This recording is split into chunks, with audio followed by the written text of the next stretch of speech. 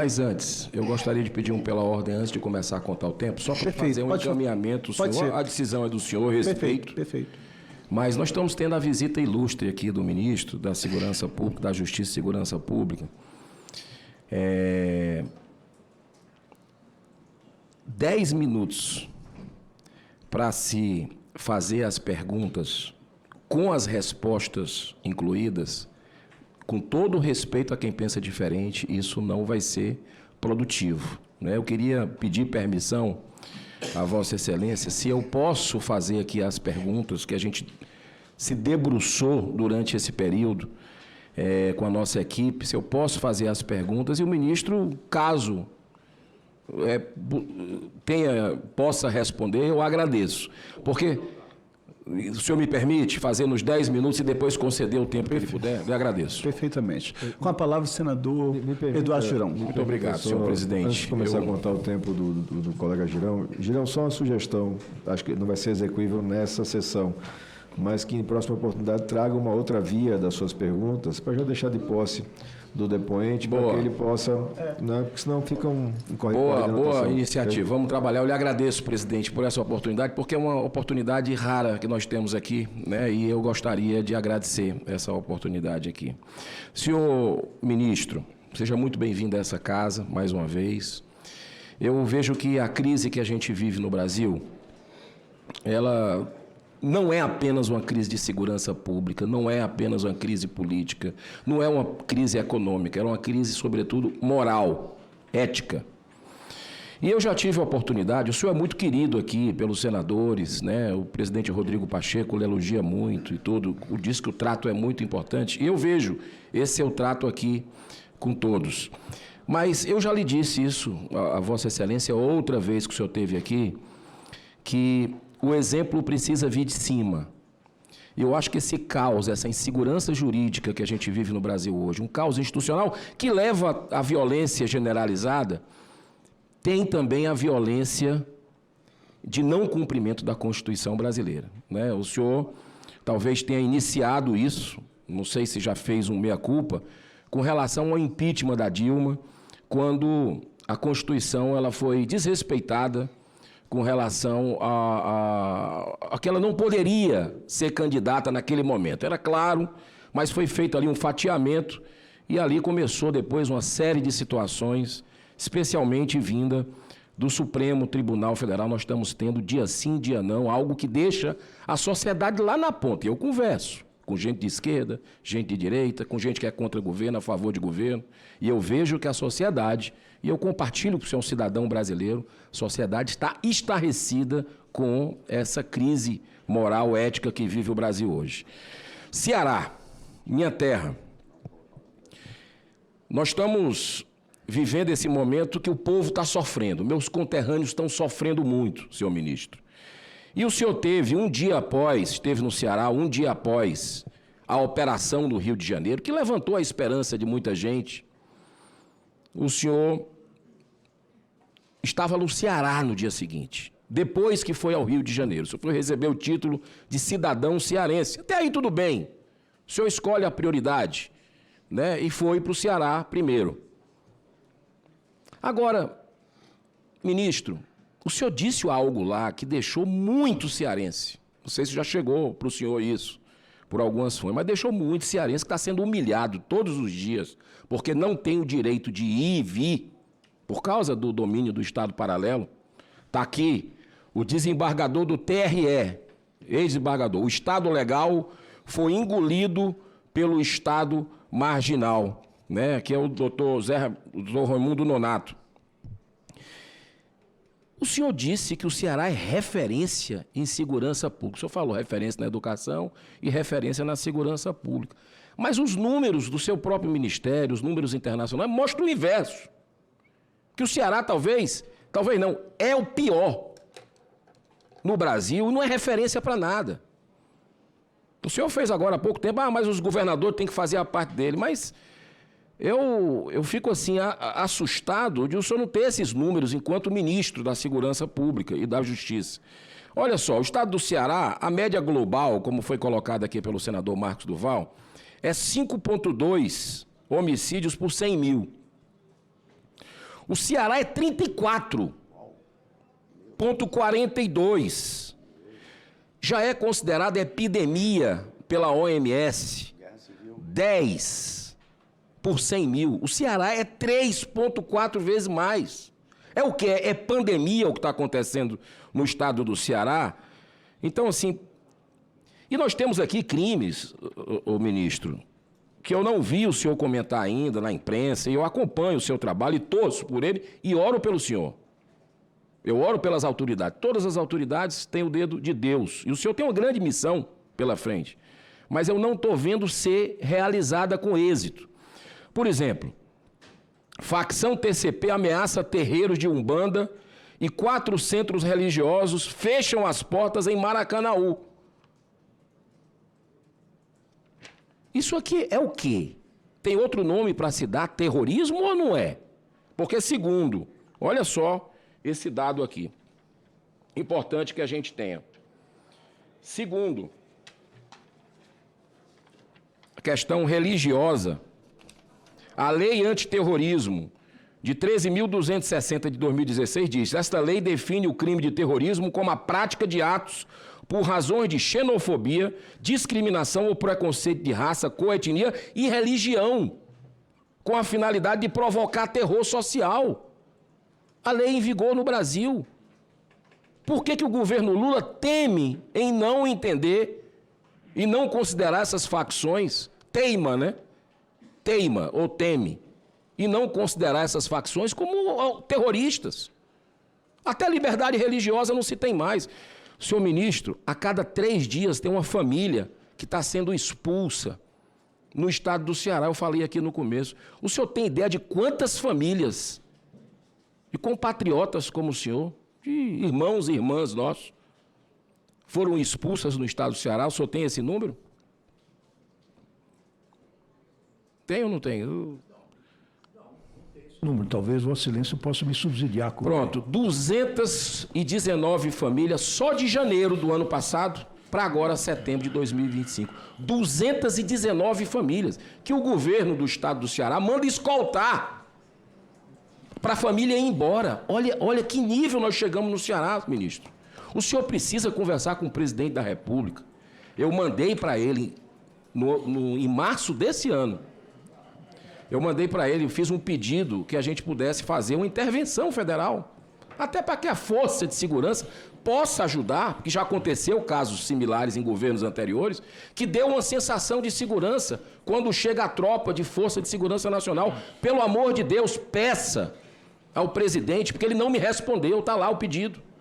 O governador do Ceará não se movimenta, não sei por que não quer dar o braço a torcer, e o governo que o senhor serve, que é o governo Lula, governo do PT, também não dá retorno. Inclusive o povo cearense colocou vocês no poder, ajudou a colocar vocês no poder. Tem um pouco de compaixão com a população do estado do Ceará, que vive um terrorismo. Eu não sei que outro nome a gente possa dar. Está aqui, senhor ministro. Facções cobram taxa de funcionamento a provedor de internet e ameaça clientes indo embora, investimentos indo embora. Olha a taxa de homicídios dolosos no Brasil em 2024. O senhor já estava lá. Olha onde é que está o Ceará. O Ceará está em primeiro lugar, 34,42. Aí vai aqui Alagoas, Maranhão, Amazonas. O Ceará é o primeiro lugar, relator. Alessandro Vieira. O Ceará é o primeiro lugar, Sergipe está aqui em 10º. Mais ou menos. No seu estado. Então, a quem é que a gente vai pedir socorro com relação a isso? Outra coisa, eu entrei, ministro, com um cadastro de famílias expulsas, para que o governo tenha um projeto de lei, para que o governo tenha um cadastro de famílias que foram expulsas, para que possa ter política pública diferenciada. Eu gostaria de saber a sua opinião, a opinião de Vossa Excelência sobre isso.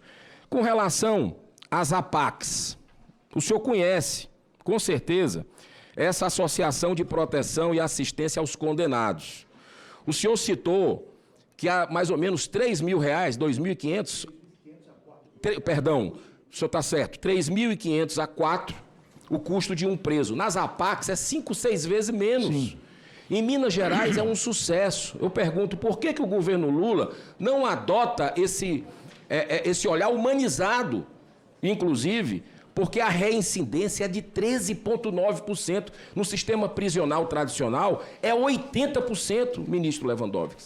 Por que não se caminha para esse tipo de sistema prisional, que é uma invenção positiva do Brasil? O Brasil acertou nesse aspecto.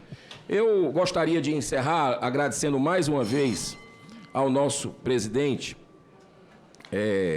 Fabiano Contarato, que nós estamos vivendo uma questão, e nós votamos contra isso, eu votei contra, e muitos colegas, fomos minoria, mas com relação às bets, as casas de aposta. Tudo o que eu avisei lá atrás, 2 anos atrás, e que tem, infelizmente, as digitais do governo que o senhor serve, porque foi aprovado com apoio do governo a regulamentação, e nós temos aí uma lavagem de dinheiro jamais vista pelo crime. O crime organizado nunca ganhou tanto dinheiro por causa das bets. O senhor vai recomendar que o presidente Lula acabe com isso? Possa enviar um projeto para proibir novamente? E, por último, o que é que o senhor acha da separação? Eu vi que o PT parece que está defendendo o Ministério da Justiça e o Ministério da Segurança Pública. O senhor acha isso positivo ou isso pode atrapalhar a questão dos projetos? E para encerrar mesmo, uma benevolência do meu irmão, dos 12 municípios mais violentos do Brasil, 10 estão entre Ceará e Bahia, administrados pelo governo do PT. Eu pergunto, tem alguma relação com sinais trocados desse governo, com relação ao veto do fim da saidinha dos presos? Depois nós derrubamos o veto do presidente Lula, inclusive com o voto do senador Fabiano Contarato, mas esses sinais trocados têm a ver, é leniência, é conivência? Eu pergunto para o senhor, por que existe essa coincidência dos 10 municípios mais violentos do Brasil, dos 12, 10 estão em estados administrados pelo PT? Obrigado, senador Eduardo Girão. Com a palavra, o ministro Ricardo Lewandowski. Muito obrigado pelas questões e obrigado por, mais uma vez, me permitir esclarecer o meu papel no processo de impeachment da presidente Dilma e deixar novamente claro para os brasileiros que viveram esse momento histórico difícil do nosso país que a decisão com relação a preservar os direitos políticos da ex-presidente não foi minha, foi do Senado Federal. Foi do Senado Federal. Eu, naquele momento, instado por um pedido de destaque apresentado por um determinado partido político, se iria ou não colocá-lo em votação na qualidade de presidente do processo de impeachment, eu consultei o regimento e o regimento expressamente determinava que quando um partido político apresentasse um destaque, o destaque era justamente separar as duas votações, a perda do cargo de presidente da República e a perda dos direitos políticos.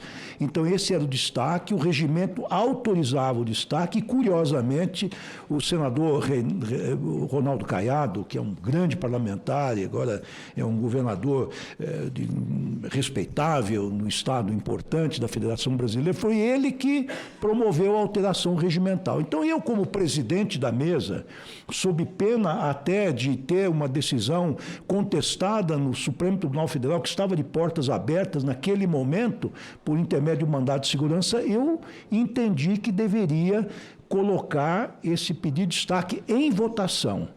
E o fiz, ao invés de fazer uma leitura literal da Constituição, que dizia, supostamente, que a decisão deveria ser votada conjuntamente, a perda dos direitos políticos com a perda do cargo, eu aplicando o princípio da individualização da pena, que é um princípio constitucional, e o princípio da proporcionalidade e da razoabilidade, eu entreguei ao doutíssimo plenário do Senado a decisão com relação a esse tema. Quem decidiu foi o Senado Federal, o Senado da República, que decidiu, então, preservar os direitos.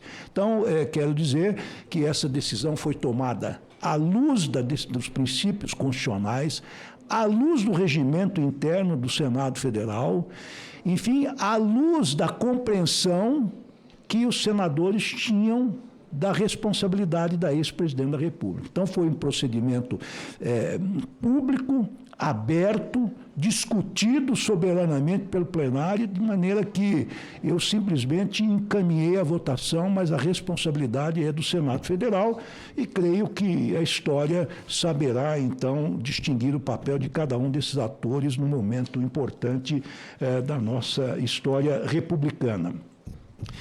Quero dizer que eu, em primeiro lugar, com muito orgulho, recebi o título de cidadão cearense. Aliás, eu marquei para buscar, eu recebi esse título quando ainda era ministro durante a pandemia, mas quase 2 anos ninguém podia se locomover.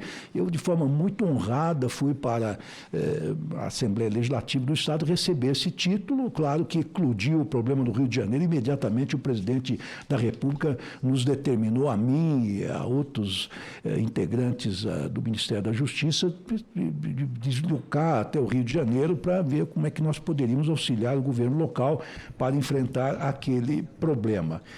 Eu creio que nós estamos vivendo no Brasil um momento lamentável em que as forças de segurança estão, digamos assim, no corner, como se dizia antigamente na linguagem futebolística. O crime está avançando, é um problema historicamente enraizado. Quer dizer, os governos estaduais, essa que é a verdade, não deram conta do recado. Assim como Vossa Excelência mostrou as deficiências, os problemas de determinados estados que são comandados por governos vinculados ao Partido dos Trabalhadores, eu poderia também me debruçar sobre outros estados em que há problemas igualmente sérios. Então, esse problema de deficiência no combate ao crime organizado não é de responsabilidade do partido A, B ou C, do governo X, Y ou Z. Não é. É um problema sério, um problema institucional, é um problema estrutural, como se fala hoje do racismo, um problema estrutural. O feminicídio hoje é um problema estrutural. E aproveitando agora para dizer, nós temos vários programas de combate ao feminicídio, à violência contra a mulher, patrulhas Maria da Penha. Nós temos milhões e milhões investidos em veículos para a patrulha Maria da Penha, delegacias da mulher, salas lilás, são aquelas salas de atendimento personalizado para as mulheres vítimas da violência. Eu mesmo inaugurei várias em distintos estados. Então, esses são problemas sérios que independem da coloração partidária dos governadores. Essa questão que Vossa Excelência me trouxe de um crime organizado que teria invadido um culto religioso, não sei se é afro, essa é uma questão local, não é questão do governo federal. Eu acabei de ler aqui, com muito respeito a Vossas Excelências, que conhecem a Constituição Federal melhor do que eu, a função do governo federal. O governo federal não é proteger os cultos afro-brasileiros ou qualquer outro culto, isso é um problema da polícia local. Agora, se houver um extravasamento territorial ou passa a ser um problema nacional, aí sim é que a Polícia Federal passa a ser envolvida. Eu não conheço a questão das migrações, mas eu quero dizer que sou genro de um cearense de Pentecostes, da família Abreu. E ele também, nos idos de 1940, 50, se deslocou para São Paulo, onde constituiu família, onde gerou minha esposa, a Yara, de maneira que o problema da migração no Brasil, da fuga dos estados do Nordeste, dessa migração, se deve fundamentalmente a questões climáticas, e agora acho que essa questão está sendo agravada pelo lamentável crescimento do crime organizado, especialmente. Eu quero dizer para Vossas Excelências, nós demos uma especial atenção ao Ceará. Vou lhe dar os números aqui, o que nós fizemos aqui só com relação ao Ceará. Nós fizemos entre 2024 e 2025, pela Polícia Federal, 18 operações, 230 prisões, 469 mandados de busca e apreensão foram cumpridos. E nós recuperamos mais de 21.718.241,55 centavos de reais de arrecadação, de descapitalização do crime organizado no Ceará.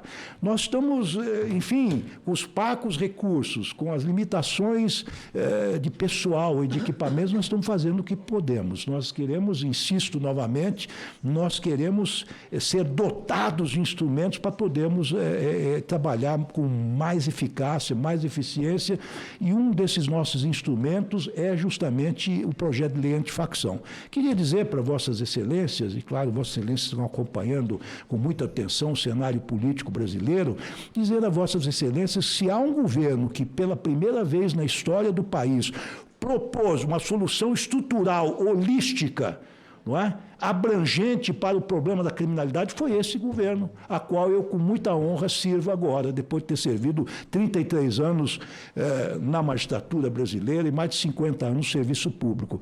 Nós apresentamos uma PEC da segurança pública, nós apresentamos um projeto de lei antifacção. Este é o projeto, são 2 projetos que estão pautando a discussão a respeito do tema, não só no parlamento brasileiro, mas na sociedade de nosso país. Então, nós estamos buscando soluções, nós estamos oferecendo ideias. Claro que essas serão aperfeiçoadas. Se nós não dermos um salto qualitativo para mudarmos a nossa estrutura legislativa, concordo também com o senador Contarato, que podemos melhorar a questão, por exemplo, dos menores infratores, mas mais do que uma questão de governo, penso que uma questão legislativa, uma questão do próprio judiciário, que aplica a lei, e aí nós temos uma questão difícil de superar, mas acho que mediante alterações legislativas e, quiçá, até constitucionais, podemos resolver isso. O menor de 14, 15, 16 anos que é pego e flagrado no cometimento de um crime, ele não recebe uma pena, porque ele é inimputável criminal, então ele recebe uma medida socioeducativa. Só que essa medida socioeducativa não pode ultrapassar a idade de 18 anos. Então, quando ele atinge 18 anos, ele tem que ir para a rua, que é um erro também. Acabo de dizer que no Espírito Santo eu soube de um crime de um menor que cometeu um latrocínio pavoroso, atingiu 18 anos, foi solto, embora pudesse eventualmente haver uma solução dentro do sistema legal que aplicar uma medida de segurança a esse menor. Quer dizer, ele fica em tratamento, entre aspas, em avaliação psiquiátrica, psicológica, socioeducativa, enquanto ele tiver a violência. Então, senador, o problema é complexo, o problema é sério, nós estamos juntos nessa empreitada, nós estamos de mão dada com o parlamento brasileiro, com a sociedade brasileira, para avançarmos um pouco nisso. Nós temos 2 projetos, um da PEC e outro da PL antifacção, que estão em excelentes mãos, 2 grandes políticos, 2 grandes profissionais. Eu acho que nós vamos avançar. Precisamos mais dinheiro, precisamos mais recurso e precisamos compartilhar as responsabilidades para que nós não cheguemos aqui e sejamos cobrados de uma responsabilidade que, pelo menos constitucionalmente, nós não temos. Obrigado. Presidente, Obrigado. tem réplica, não? Não Tem? Não. Não, eu acho que o ministro esqueceu sobre a questão da separação do Ministério da Justiça e do Ah, Ministério sim. Essa é uma questão muito interessante, agradeço a lembrança. Eu, desde o início, não me coloquei contra. Acho que é uma ideia, como muitas outras ideias que surgiram. Já houve a separação, depois houve a unificação. Há um problema, digamos assim, técnico, né, eu acho. Quer dizer, se separar o Ministério da Justiça do Ministério da Segurança Pública, o que é que vai para o Ministério da Segurança Pública, o que fica com a Justiça? Uma Justiça, o Ministério da Justiça, sem a Polícia Federal, Polícia Rodoviária Federal, Polícia Penal Federal, a Força Nacional, fica muito enfraquecido. Ele fica o quê? Com a cooperação internacional, extradições, ou isso vai também para o Ministério da Segurança Pública, toda a migração, extradição.